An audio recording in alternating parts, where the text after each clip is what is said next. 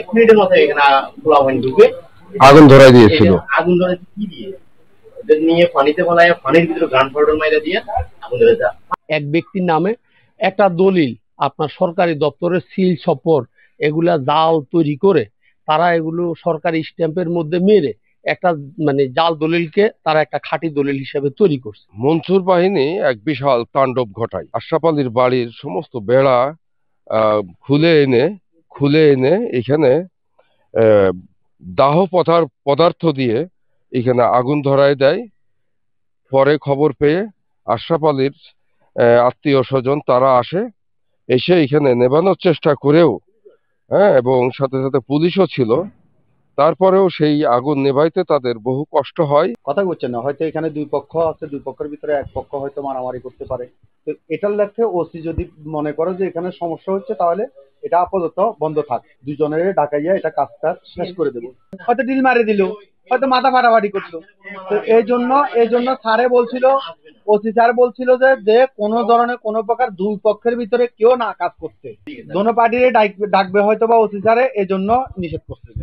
আমাদের কাছে অভিযোগ লিখছে যে আমরা যে কোর্টের লোকগুলো নিয়ে আসছি এগুলা আমাদের ভাড়া করা লোক ছিল, এটা কোর্টের কেউ না, আর আমরা এটা নিজস্ব লোক দিয়ে গেছি। তখন আমরা ওসি স্যারকে বলছি, স্যার এই বিষয়টা আমরা আপনাকে কোর্টের কাগজগুলো এনে দিব। কি কোর্টের লোক ছিল না, উপরের অর্ডার ছিল না কোর্টের কাগজগুলো এনে দেবেন। আমি 3 দিনের সময় আমি একদিনেই ওনাকে কাগজগুলো নিয়ে, পরশুদিন রাত্রে এটা বেড়াটা পড়াই গেছে, কোর্টের লোক আসি, আমরা থানা বসা।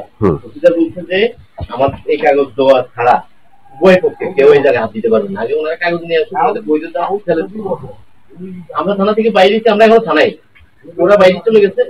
1 মিনিটের মাথায় এখানে পোলাপান ঢুকে আগুন ধরাই দিয়েছিল। আগুন ধরে কি দিয়ে ওদের নিয়ে পানিতে ফেলায়, পানির ভিতরে গান পাউডার মাইরা দিয়ে আগুন ধরে যা। পানি বেলা আগুন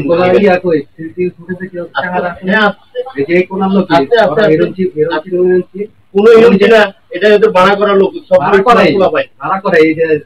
আগুনটা ধরাইছিল কি গত রাত্রে? পরশুদিন রাত্রে বেড়া সব পোড়ায় ফেলেছে।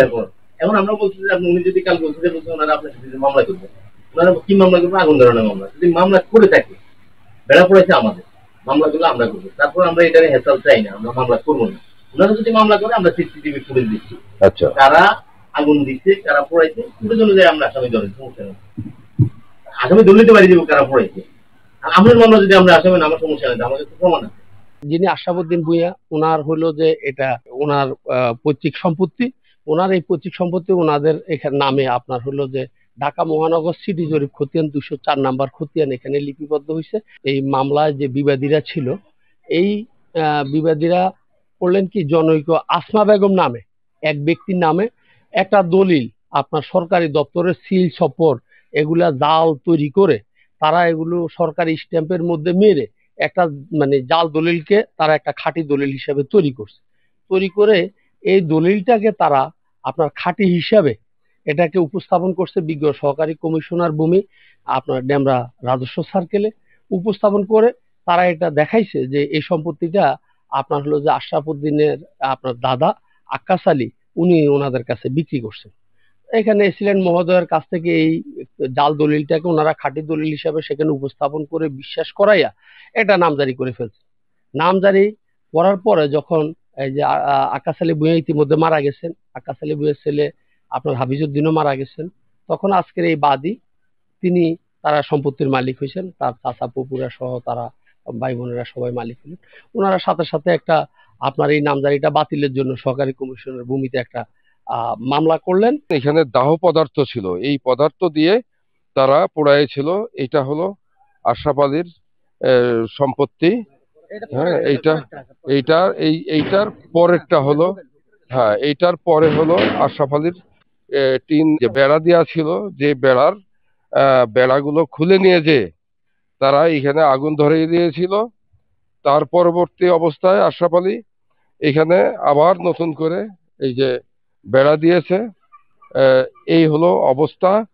তো মানুষ কত নৃশংস যে তার সম্পত্তি সে রক্ষা করতে পারতেছে না। আশরাফ আলীর দাবি যেন কোনোভাবে সে অত্যাচারের শিকার না হয়, আশরাফুদ্দিন ভূঁইয়া যেন সুখে শান্তিতে তার সম্পত্তিতে বসবাস করবে, এ আশাই রাখে।